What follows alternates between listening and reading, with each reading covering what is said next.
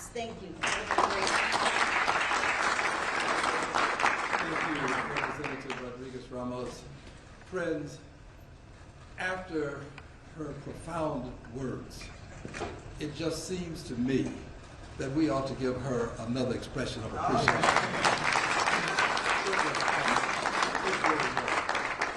And to all of my colleagues who have traversed some great distance to be here, and I'm talking about the state representatives now, I consider you my colleagues, it's easy to do something when you don't have to do it.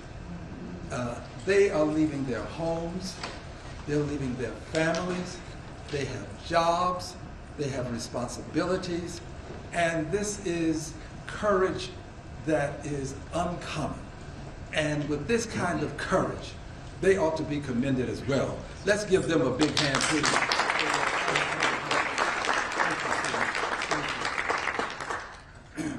Yes, we have a challenge before us.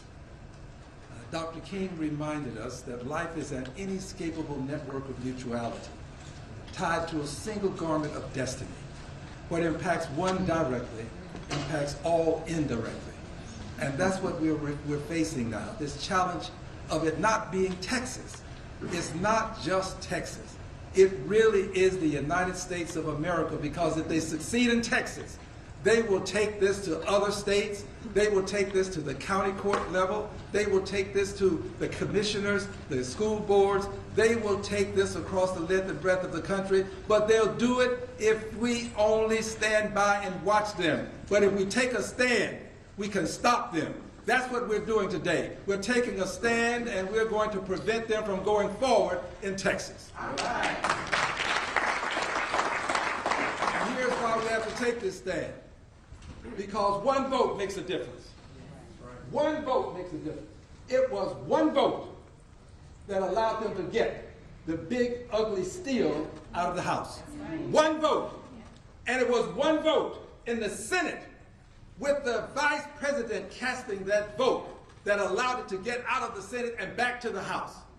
Friends, I regret to tell you that the 18th Congressional District was not represented when that first vote took place. It was not.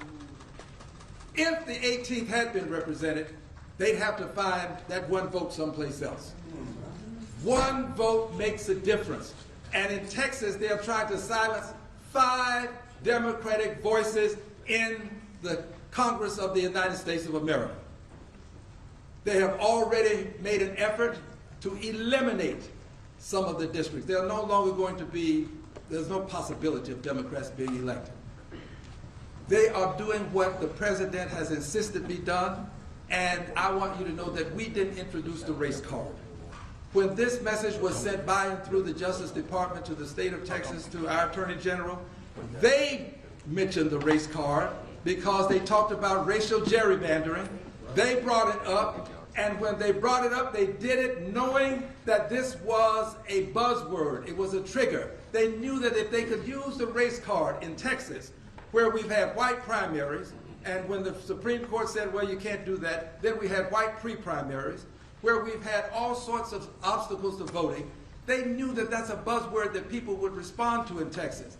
But we are going to respond to that buzzword by telling them that your racism is not going to change democracy in the state of Texas, is not going to change it in the United States of America. Racism is going to be met with our taking a stand for democracy. You take a stand for racism, we will stand for democracy, and we will win. And we will win. Democracy is going to win. My final comment is this. As you know, the president and I don't exchange Christmas cards. The president is a very vindictive person. He is a don't bring me any bad news person. Just fired someone because he got bad news. We, friends, have to understand what we're dealing with. And if we understand what we're dealing with, we can stop what we're dealing with. We're dealing with an egomaniacal person who believes that he has to be right, and if he's not, then the world is wrong. He would impeach judges that differ with him. He would fire people that don't give him good news. He would change congressional districts just to get rid of people that have challenged him. But I want you to know this, the challenge is not over. It is not. Yes, we have brought challenges against him, and I want to assure you of this.